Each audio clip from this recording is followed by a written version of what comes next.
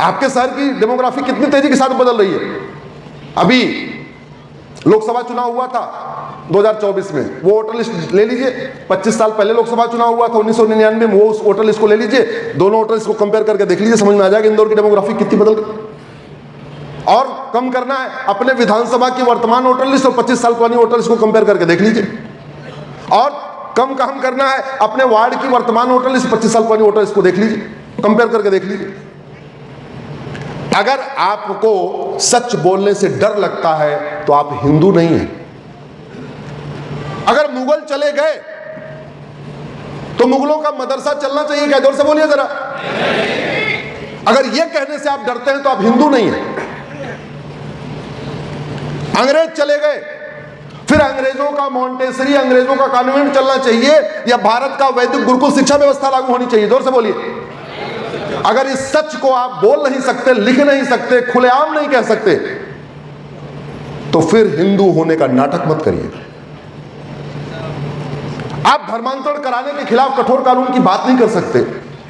आप लफ्ज़ जिहाद के खिलाफ बोलने से डरते हैं, आप नशे के खिलाफ बोलने से डरते हैं, आप सड़ी हुई न्यायिक व्यवस्था को बदलने की बात करने से डरते हैं, फिर आप हिंदू नहीं हैं। फिर तो ठीक है, आप नेता हैं लेकिन आप हिंदू नहीं हैं।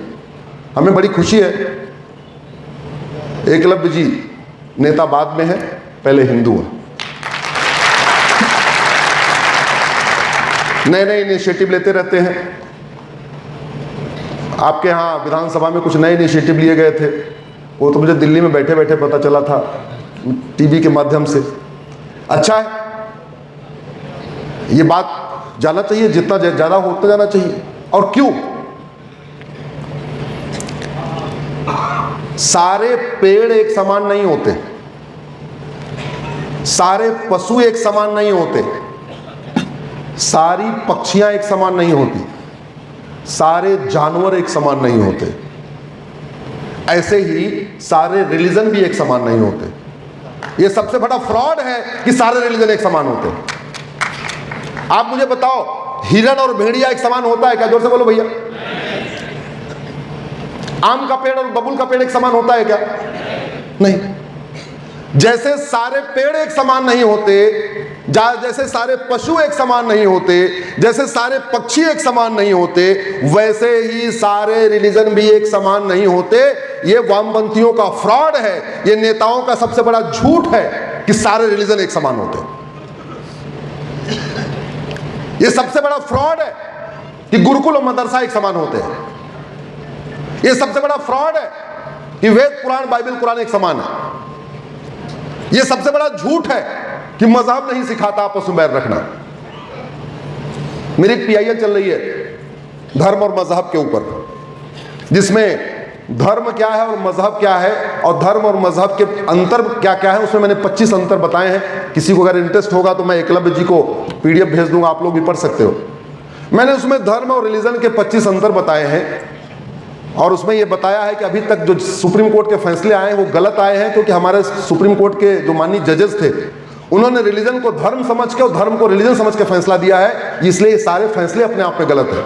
मोटा मोटा एक अंतर आपको बता दे रहा हूं जो सब लोग समझ सकते हैं। धर्म और रिलीजन का सबसे बड़ा अंतर यह है, धर्म सबको जोड़ता है और रिलीजन सबको तोड़ता है।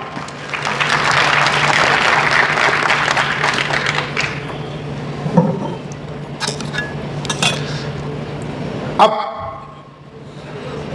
समझना क्या है कि आम और बबूल एक समान नहीं होता। तो अगर बगीचे में 2-4 बबूल आ जाएं, पैदा हो गए, अच्छा बबूल को आपको लगाना भी नहीं पड़ता, आम को आपको लगाना पड़ता है, प्लांट करना पड़ता है, खाद पानी देना पड़ता है, सब कुछ करना पड़ता है। बबूल को कुछ करना पड़ता है क्या? जोर से बोलिए जरा। नहीं। बबूल को खाद पानी देना चाहिए, देना पड़ता है क्या? नहीं। लेकिन संविधान की बात करने वाले कुछ लोग कह रहे हैं equality before law, equal protection of law. जितना खाद पानी आप आम को दे रहे हो उतना ही खाद पानी आप बबूल को भी दो। अब जितना खाद पानी आम को मिल रहा है, अगर उतना खाद पानी बबूल को मिलेगा तो जो बबूल पहले छोटे छोटे कांटा दे रहा था, अब उसके कांटे इतने बड़े बड़े हो जाएंगे। माली का क्या काम है कि अगर आम के बगीचे में अगर बबूल आ रहा है तो उस बबूल को क्या करे? उखाड़ के फेंक दे। माली ये काम नहीं कर रहा है। माली कह रहा है जागो आम जागो, जागो आम जागो, तुम्हारे बगल में बबुल आ गया। समझ रहे हैं आप? माली, भाई माली को वेतन भत्ता किस लिए मिला? इसीलिए मिला कि बगीचा ठीक ठाक चलता रहे, आम फले फूले। लेकिन माली क्या कह रहा है? जागो आम जागो, तुम्हारे बगल में बबुल आ गया। आम का स्वभाव ऐसा है कि वो बबुल से लड़ नहीं सकता। आम का स्वभाव है कि उसमें कांटे निकल नहीं सकते, और बबुल का स्वभाव है उसमें फल आ नहीं सकता।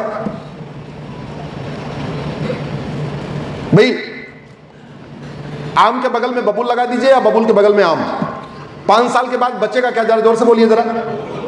बबुल, आम अपने आप सूख जाएगा। आप हिरन के बगल में भेड़िया बांध दीजिए और भेड़िया के बगल में हिरन, 2 दिन के बाद वहां कौन मिलेगा? जोर से बोलिए जरा। आप गाय के बगल में लकड़बग्घा खड़ा कर दीजिए या लकड़बग्घा के बगल में गाय बांध दीजिए, 2 दिन के बाद वहां कौन मिलेगा? तो अगर आपकी गौशाला में गाय है और आपको लग रहा है इस गौशाला को हमें ठीक ठाक से रखना है, तो जैसे ही कोई उसमें भेड़िया आए उसको क्या करना चाहिए? वहां से बाहर निकाल देना चाहिए। लेकिन गौशाला चलाने वाले करें नहीं, जागो गाय जागो, देखो तुम्हारे बगल में भेड़िया आ गए। ये व्यवस्था ठीक है क्या? नहीं। ये व्यवस्था कारगर होगी क्या? नहीं। और अल्टीमेटली मुगल यहां पे 1 लाख स्कूल खोल के गए थे। उन स्कूलों में क्या पढ़ाया जाता है कि जो हमारी पुस्तक को पढ़े वो पाक, और जो न पढ़े वो नापाक। हम जैसे इबादत करते हैं, जो इसको करे वो पाक और जो न करे वो नापाक। और फिर भी कुछ लोग कह रहे हैं सारी किताबें एक समान होती हैं। मुझे बताओ, हनुमान चालीसा में कहां लिखा हुआ है कि जो हनुमान जी को माने वो पाक और जो हनुमान जी को ना माने वो नापाक? कहीं लिखा है क्या? जोर से बोलो जरा भैया। हनुमान चालीसा में कहीं लिखा हुआ है कि जो हनुमान जी की पूजा न करे उसका गदा से सर फोड़ो? कहीं लिखा हुआ है? विष्णु पुराण में कहीं लिखा हुआ है जो विष्णु जी को ना माने, विष्णु जी की पूजा न करे, उसको गला काट दो? कहीं लिखा हुआ है? आपके दुर्गा सप्तशती में कहीं लिखा हुआ है कि जो दुर्गा जी को ना माने उसका गला काट दो? कहीं लिखा हुआ है? आपके शिव पुराण में कहीं लिखा हुआ है जो शंकर जी को ना माने उसका गला काट दो? ऐसा कहीं लिखा हुआ है क्या? नहीं। और इतना सब क्लियर है, इसके बावजूद क्या करें? अरे सारे किताबें एक समान होती हैं, सारे उपनिषद एक समान होते हैं। शायद आज तक हमने कभी ये नहीं सोचा हम गायब क्यों हुए? आखिर दुर्योधन का ननिहाल गंधार अफगानिस्तान बना क्यों? राजा भरत का ननिहाल कैकेय, जहां से माता कैकेयी आई थी, वो पाकिस्तान बना क्यों? ईस्ट बंगाल, जहां 5 शक्तिपीठ हुआ करते थे, वो बांग्लादेश कैसे बन गया? और चलो छोड़ो, बाकी तो और हुआ। भारत के 9 राज्यों में क्यों खत्म हो गए? आज तक इसमें चिंतन नहीं किया। 800 जिलों में से 200 जिलों में क्यों खत्म हो गए? इसमें चिंतन नहीं किया। आखिर क्या कारण था? आडवाणी जी को अपना मकान, दुकान, खेत खलिहान छोड़ के सब कुछ भागना पड़ा। आखिर क्या कारण था इंद्र कुमार गुजराल साहब को अपना घर, मकान, खेत खलिहान छोड़ के भागना पड़ा? आखिर क्या कारण था? ऐसी क्या आफत आ गई थी मनमोहन सिंह जी को अपना मकान, दुकान, खेत खलिहान छोड़ के भागना पड़ा? आखिर क्यों राज कपूर, पृथ्वीराज कपूर, सुनील दत्त, प्रेम चोपड़ा, यश चोपड़ा को अपना मकान, दुकान, खेत खलिहान छोड़ के भागना पड़ा? इसमें चिंतन होना चाहिए, नहीं होना चाहिए? मैं तो कहता हूं आपके जो सांसद जी हैं वो तो सिंध से आए हुए, सिंधी समाज के हैं ना, तो उन्होंने तो विभाजन झेला है। भाई उनके पिताजी आए होंगे वहां, सिंध से आए होंगे, तो उनको इस बात के ऊपर संसद में सवाल उठाना चाहिए कि जिस सोच के कारण भारत का विभाजन हुआ वो सोच अभी खत्म नहीं हुई है। इस देश का विभाजन मजहब के आधार पर हुआ था या किस आधार पर हुआ था? जोर से बोलिए भैया। मजहब का आधार, इसी आधार पे हुआ ना कि हम पाक हैं, तुम नापाक हो, और पाक नापाक के साथ नहीं रह सकते। यही तो हुआ था। हम पाक हैं, हम पाकिस्तान बनाएंगे, तुम नापाक हो, तुम यही रहो। यही बात हुई थी।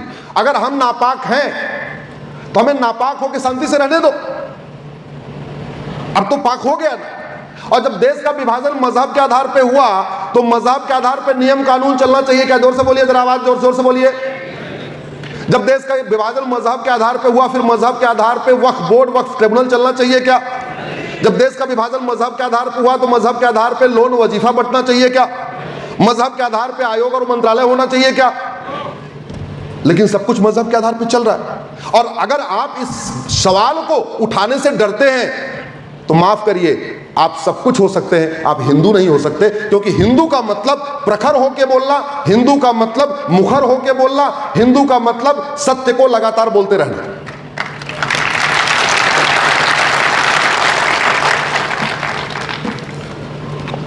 बातें बहुत करनी थी, लेकिन एक बात मैंने बताया नहीं कि मेरी तबीयत खराब चल रही है, स्वास्थ्य मेरा ठीक नहीं है और लगातार फीवर बना हुआ है, इसलिए मैं आज यही बात खत्म करता हूं। अगली बार से 2 चीज़ों का ध्यान रखना है। दीनदयाल जी, लखन दादाजी की पुण्यतिथि हम एक साथ मनाएंगे। एक आग्रह एकलव्य जी को, इंदौर को धुरी मान के 200 किलोमीटर की एरिया से ये आपको काम दे के जा रहा हूँ। घर वाले सोच रहे होंगे कहाँ आगे जो है काम दे के चलेगा, हमने बुलाया था कुछ बात रखवाने के लिए, नई जिम्मेदारी दे के जा रहे हैं। तो अच्छा, सौंप दिया है, तब ठीक है।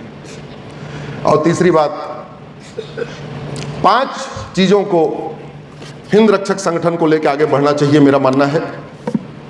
नशा मुक्ति, धर्मांतरण, घुसपैठ, अश्लीलता फुहड़ता, इस 5 बिंदुओं के ऊपर हिंद रक्षक संगठन को, परिवार को, एकलव्य जी को आगे बढ़ना चाहिए। इसी के साथ मैं अपनी बात खत्म करता हूँ। बहुत बहुत धन्यवाद, बहुत बहुत आभार।